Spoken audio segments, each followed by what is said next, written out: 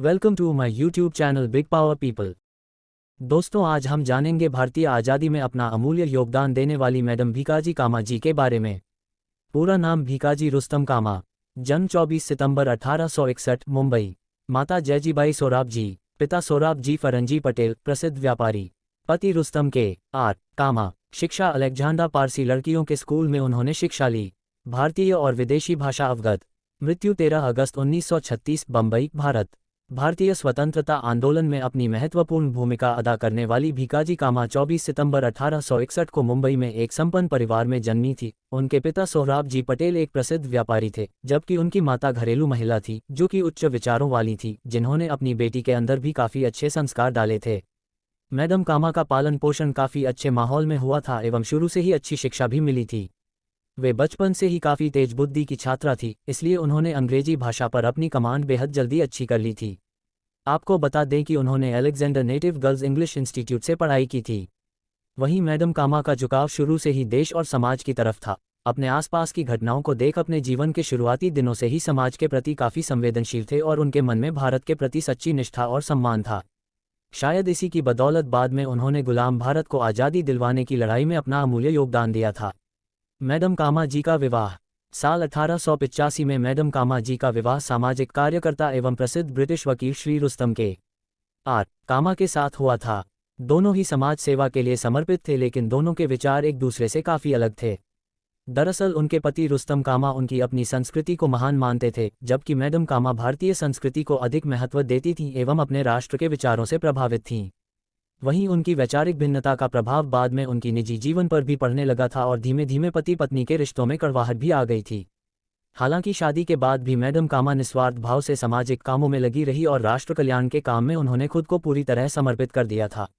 वहीं उस दौरान मुंबई में प्लेग महामारी के रूप में फैल रहा था। इस दौरान सामाजिक कामों में वे इतनी व्यस्त थीं कि अपने स्वास्थ्य की परवाह किए बिना काम करती रहती थीं, जिसके चलते वे भी इस रोग की चपेट में आ गईं। जिसके बाद कुछ दिनों तक तो उनका इलाज मुंबई में ही चला, लेकिन फिर जब उनकी हालत में ज़्यादा सुधार नहीं आया तो उनके घर वालों ने उन्हें इलाज के लिए यूरोप भेज दिया। इस दौरान उन्होंने फ्रांस, जर्मनी और इंग्लैंड समेत तमाम देशों की यात्रा की। अपनी विदेश यात्रा के दौरान वे भारत की आज़ादी के लिए लड़ रहे तमाम भारतीयों के संपर्क में आई और वे उनसे इतनी अधिक प्रभावित हुईं कि उन्होंने फिर खुद को पूरी तरह देश की आज़ादी की लड़ाई में समर्पित करने का फैसला लिया। देश की आज़ादी में मैडम कामा जी का योगदान। भारत की आज़ादी को अपने जीवन का लक्ष्य मानने वाली भारत की वीरांगना मैडम कामा ने महान सामाजिक कार्यकर्ता दादाभाई नौरोजी के यहाँ सेक्रेटरी के पद पर ईमानदारी से काम किया। इस दौरान वे भारत के महान क्रांतिकारी वीर सावरकर, हरदयाल, श्यामजी कृष्ण वर्मा जी के संपर्क में भी आईं। वहीं लंदन में रहते समय मैडम कामा ने यूरोप में भारतीय युवकों को इकट्ठा कर देश की आज़ादी प्राप्ति के लिए प्रोत्साहित किया और क्रूर ब्रिटिश हुकूमत के बारे में जानकारी दी। इस दौरान मैडम भीकाजी कामा जी अपने साथियों के साथ मिलकर कुछ क्रांतिकारी रचनाएं भी लिखीं और इन रचनाओं के माध्यम से लोगों के लिए राष्ट्रप्रेम की भावना जागृत करने का प्रयास किया। इस दौरान मैडम कामा ने अंग्रेजों से आज़ादी पाने के लिए क्रांतिकारियों की तन मन और धन से सहायता की।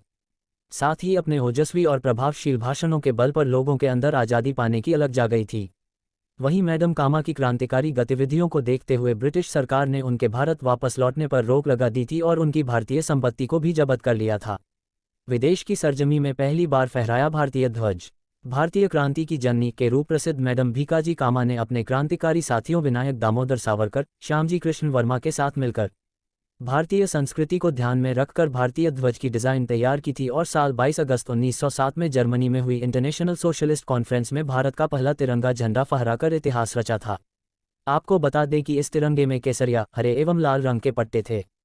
केसरिया रंग विजय, हरा रंग साहस एवं उत्साह, जबकि लाल रंग शक्ति का प्रतीक है। इसी तरह इस तिरंगे में 8 कमल के फूल थे, जो कि भारत के 8 राज्यों के प्रतीक थे। इस तिरंगे के मध्य में देवनागरी लिपि में वंदे मातरम भी लिखा था। विदेशी सरजमी पर भारतीय तिरंगा फहराने के बाद उन्होंने ओजस्वी और राष्ट्रप्रेम की भावना से भरा हुआ मर्मस्पर्शी भाषण भी दिया था और भारतीय संस्कृति के महत्व को बताया था एवं भारत देश के प्रति अपना अटूट प्रेम और सम्मान व्यक्त किया था। इस तरह मैडम कामा ने भारतीय ध्वज को अंतर्राष्ट्रीय स्तर पर ख्याति दिलवाई थी। भारतीय क्रांति की माता मैडम कामा अधारा देश की आज़ादी के लिए किए गए संघर्ष एवं महत्वपूर्ण योगदान के लिए भारतीय डाक ने साल 1962 में उनके सम्मान में उनके नाम पर डाक टिकट जारी किया था। मैडम कामा के सम्मान में इंडियन कोस्ट गार्ड, भारतीय तटरक्षक सेना ने भी जहाज़ों के नाम उनके नाम पर रखे थे। इसके अलावा भारतीय क्रांति की माता के रूप में विख्यात मैडम कामा के सम्मान में भारत के कई सड़कों के नाम भी रखे गए हैं। मैडम कामा ने देश की आज़ादी से पहले विदेश में पहली बार भारतीय तिरंगा फहराया था। उसमें केसरिया, हरे और लाल रंग के पट्टे थे। मैडम कामा के विचार में अपने पति से मेल नहीं खाते थे। उनके मन में बचपन से ही राष्ट्रप्रेम और देशभक्ति की भावना निहित थी। भीकाजी रुस्तम कामा ने देश के हित के काम करने वाले महान स्वतंत्रता सेनानी दादाभाई नौरोजी के यहाँ सेक्रेटरी के पद पर भी काम किया था। मैडम कामा जी भारतीय क्रांति की माता के रूप में भी विख्यात हैं। जिस तिरंगे को पहली बार मैडम कामा ने फहराया था, वो आज भी गुजरात के भावनगर में सुरक्षित रखा गया है। मैडम भीकाजी कामा जी की मृत्यु। विदेश में रहकर भारत की आज़ादी के पक्ष में माहौल बनाने वाली भारत माता की सच्ची वीरांगना मैडम भीकाजी कामा जी जब अपनी वृद्धावस्था के दौरान भारत लौटी, तभी 13 अगस्त 1936 के दिन उनका देहांत हो गया। वहीं कुछ साहित्यकारों और इतिहासकारों के मुताबिक भीकाजी कामा के मुंह से आखिरी शब्द वंदे मातरम निकले थे। इससे आप उनके हृदय में देश के प्रति प्रेम और सम्मान का अंदाजा लगा सकते हैं।